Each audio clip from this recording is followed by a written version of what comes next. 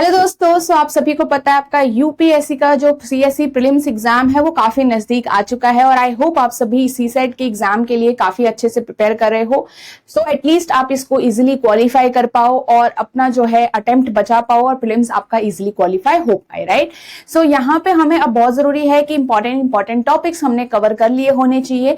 तो आज के इस वीडियो के अंदर मैं आपको बताऊंगी रीजनिंग के ये इंपॉर्टेंट टॉपिक्स हैं और अगर आपने इसमें से कोई भी टॉपिक मिस किया है और अगर आपके पास टाइम है तो आप थोड़ा बहुत यहाँ पे फोकस कर सकते हो। रीजनिंग के अंदर 10 से 15 क्वेश्चंस आते हैं एग्जाम के अंदर हर साल और यहाँ पे जो चैप्टर्स हैं कवर करना काफी आसान है comparative to other 2 subjects and यहाँ से जो क्वेश्चंस भी आएंगे वो डुएबल आएंगे आपके। तो हर एक चैप्टर से आप 1 क्वेश्चंस को एक्सपेक्ट कर सकते हो। अब यहाँ पे अगर मैं बात करूं, ये आपके 11 टॉपिक्स हैं। इन 11 टॉपिक्स में से भी आपके जैसे कि काफी जो इंपॉर्टेंट टॉपिक बन जाता है जो आपको कवर करने के लिए भी आसानी हो और एग्जाम में आपके आने के चांसेस भी 1 या 2 क्वेश्चन से 3 क्वेश्चन तक भी हो सकते हैं। जैसे कोडिंग डिकोडिंग सबसे ज्यादा इंपॉर्टेंट टॉपिक रहेगा आपका।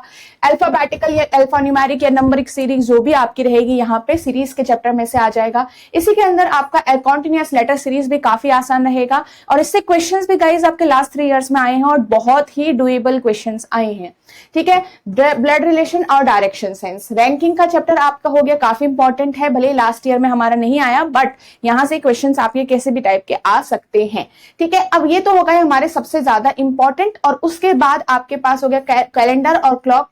बहुत ही कॉन्सेप्चुअल चैप्टर हैं दोनों के दोनों, आपको बहुत अच्छे से कवर करना है, ठीक है।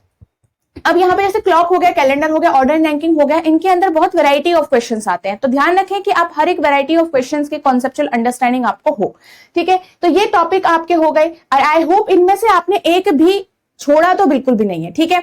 अब आपका न्यू है क्यूब एंड क्यूबॉइड इनइक्वालिटी, जिसको आपको कवर करना है और अगर टाइम आपके पास बचता है तो आप सिलोजिज्म अगर कवर कर सकते हो तो ठीक है, नहीं तो थोड़ा सा कंफ्यूजिंग चैप्टर होता है, थोड़ा मेहनत करनी होती है। और अगर आपको लग रहा है कि इसको छोड़ देते हैं क्योंकि इतना टाइम नहीं है इसके कॉन्सेप्ट्स को अच्छे से समझना, तो आप इस चैप्टर को यहाँ पे छोड़कर बाकी सारे भी कवर कर सकते हैं। बट बाकी आपके 11 मोस्ट इंपॉर्टेंट टॉपिक्स आपके यहाँ पे हैं, ठीक है। आई होप आपने अभी तक इन सारे चैप्टर्स को कवर कर लिया है, प्रैक्टिस भी कर लिया। देखो सिर्फ सिलेबस इनका कवर करने से आपका फायदा नहीं होगा, आपको याद रखना है कि आपने जो सिलेबस कवर कर दिया दैट इज डिफरेंट, बट आपको इनके क्वेश्चंस लगाने हैं, सॉल्व करने हैं। आपको देखना है कि ये आपसे खुद से सॉल्व हो पा रहे हैं अभी भी या फिर नहीं हो पा रहे हैं, ठीक है। तो एटलीस्ट इन 11 टॉपिक्स में से आई होप आप लोगों ने 9 टॉपिक्स तो कवर कर लिए हैं एंड आप यहां से इजिली अगर 15 क्वेश्चंस आ रहे हैं तो 12 क्वेश्चंस रीजनिंग के अंदर से आपके इजीली निकल जाएंगे, ठीक है। So all the best everyone.